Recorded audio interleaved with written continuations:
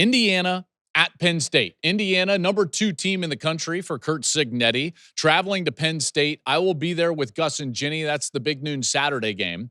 Big Noon kickoff, our pregame show will be at Iowa, and they'll be getting all set for that Oregon-Iowa matchup later in the day on CBS. But we will be in State College. Gus, Ginny, and I calling this Indiana-Penn State game following this incredible story of Indiana football.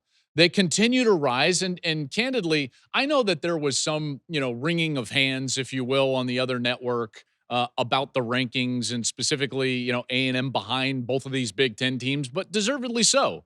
The only question for me at the top was going to be, did the committee think Indiana was more complete or had been more dominant and give them the number 1 ranking over Ohio State? Now, they didn't, and I think correctly so, but this Indiana team has been so good during the course of the season. They are much better than they were a year ago. This is not a flash in the pan. They are good almost everywhere on that football team, and now what they're going to have to battle are 2 things, injuries and complacency.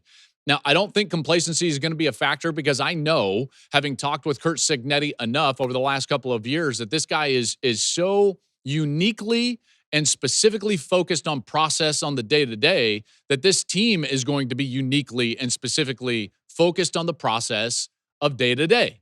That's what makes them so good. And now they go on the road to face this Penn State team that is reeling. Penn State playing their first home game since James Franklin was relieved of his duties. So back in their home stadium, I'm hoping, and I know that this will be the case because I think the Penn State fan base is an incredible fan base. I'm hoping that they come out and continue to support these guys, these kids that in a lot of ways, some of them in a lot of cases have been there 3, 4, some of them 5 years and given their entire college career to this program. And obviously now just fighting for some bit of a postseason game in the form of a bowl game. But Penn State, after facing number 1 Ohio State last week, now they get number 2 Indiana. So certainly a gauntlet here in the last couple of games. Hoosiers are rolling. I don't know how many of you watched that game against Maryland. And I know Maryland, there's the September version of Maryland, and then there's this version of Maryland that we get in October and November, and it's not quite the same. But, man, it was dominant. Indiana has been totally dominant almost in every game, maybe save for that game in Kinnick Stadium against Iowa earlier in the year. They are good at everything. They've got a Heisman-caliber quarterback in Fernando Mendoza. He's as efficient with the football as anybody in the country. They can run it as well as anybody in the country. In fact, would it shock you to know that Indiana is the second best rushing attack in the Power 4? I mean, this team can run the rock. 5 300-yard games on the ground, and they're committed to it. It allows them to be complementary, protect the defense that right now is in the top 10 in college football. This is an excellent football team, fundamentally sound. Every time that I cover an Indiana game, the opposing coaching staff raves about the soundness of Indiana all around. Complete team, well coached, do everything well. That's what Penn State is facing. Now, I did mention injury concerns, and there are a couple, and to a couple of guys that are really key factors for Indiana. Wide receiver Elijah Surrat, who's going to be in the running for the Blitnikoff Award. He was banged up against Maryland with a hamstring injury, did not finish that game. And then Aiden Fisher, which is really the key cog in that defense, is battling a knee injury. He hurt that one against UCLA, did not play against Maryland. Now, I've been told that was somewhat precautionary. So I think that they're hoping that he's just fine moving forward, but they will absolutely need him. Maybe not this game specifically, but down the stretch, if they want to win the Big Ten, if they want to make a strong push in the playoff and contend for a national championship, both of those guys, Elijah Surrat on offense, Aiden Fisher on defense, they've got to be healthy. They are such key pieces to what Indiana tries to do on both sides of the ball. So just food for thought there as we watch this game. Now, for Penn State, obviously it's gone off the rails, obviously. There were some bright spots in the first half against Ohio State. 17-14 going in at half. They ran the football decent in that first half. I thought Katron Allen and Nick Singleton did some really good things, in particular when they got into space and on the edge against Ohio State. They need to lean into that heavily, even though Indiana's defense is quality against the run. They need to lean into that run game because their backup quarterback, obviously in for the injured Drew Aller. Ethan Grunkemeyer is a guy that's, baptism by fire right now. This will be his third start in college football.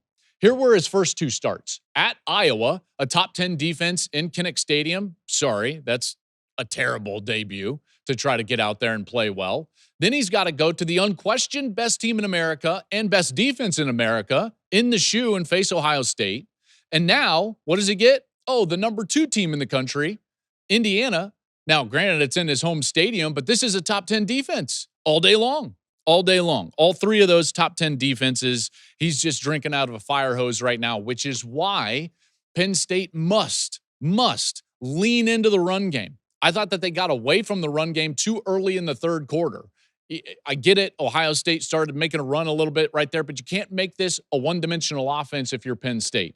Grunkemeyer right now is completing 62% of his passes. He has thrown a touchdown, but he has thrown 3 picks on the year. He can't turn it over. He's going to have to play a clean game, blah, blah, blah, all the coach speak. How do you do that? Run the rock.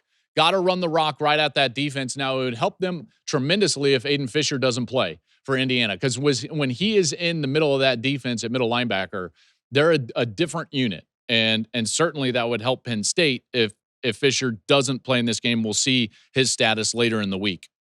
Lean on that run game. Got to get that done. If they can do that, maybe they can remain close in this game. The difficulty is just the efficiency and explosiveness of this Indiana team. If you look at the margins of victory, Indiana is the best team in the country. Like, they take care of business as well as anybody out there. And candidly, if you're looking at just question marks, concerns with some of these top teams in the country, I think Indiana has the fewest questions on their team right now. If you're looking at Ohio State, I think you still question their run game just a little bit. They did give up some run game from the defensive side as well. So is there a team, last game of the year, that's just going to line up and try to run the football at them? So that's a question, maybe borderline concern for Ohio State, who's number 1. But for Indiana, there really isn't that element. They've been on the road and been tested on the road at Oregon. They've been on the road at Iowa. Now they've got to go on the road to Penn State. They have handled the environment. They've got a quarterback that the environment has not been too big for Fernando Mendoza, which is what puts him firmly in that Heisman Trophy race. So that's Indiana, Penn State. Again, big noon Saturday. Gus, Jenny, and I will be there with the call live from State College. Okay, let's get elsewhere in that Big Ten. Big matchup, Oregon and Iowa. I told you guys all year long that the committee was going to value the middle of the Big Ten more so than the AP has valued the middle of the Big Ten, and that absolutely played out. Iowa ranked number 20 in the country, and they're coming in, and they're going to face number 9 Oregon. Now, Oregon is a 6.5-point favorite here on the road. And I'm just telling you, this is a dangerous game for Oregon.